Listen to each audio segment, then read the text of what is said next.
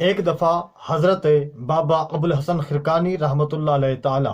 اپنے مریدین میں بیٹھ کے اللہ کے ذاتی نام کے فضائل بیان کر رہے تھے۔ اس وقت کے ایک عظیم دانشور، فلسفی اور بہت بڑے سائنسدان ابو علی سینا بھی آپ سے ملاقات کا شرف حاصل کرنے کے لیے تشریف فرما تھے۔ تو آپ نے فرمایا کہ اللہ کا ذکر کرنے سے دلوں کو اطمینان نصیب ہوتا ہے، الا بذکر اللہ تطمئن القلوب، اور روحوں کو تازگی نصیب ہوتی ہے۔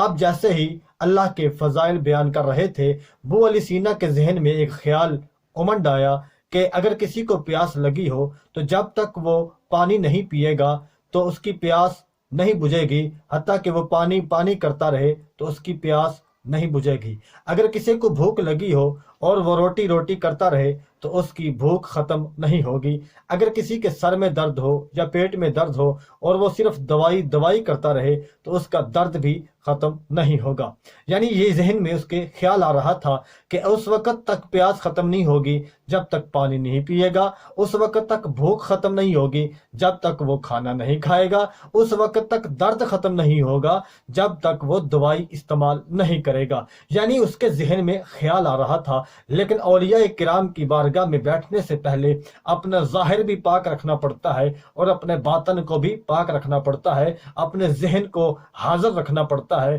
کیونکہ اللہ کے ولی جو ہیں وہ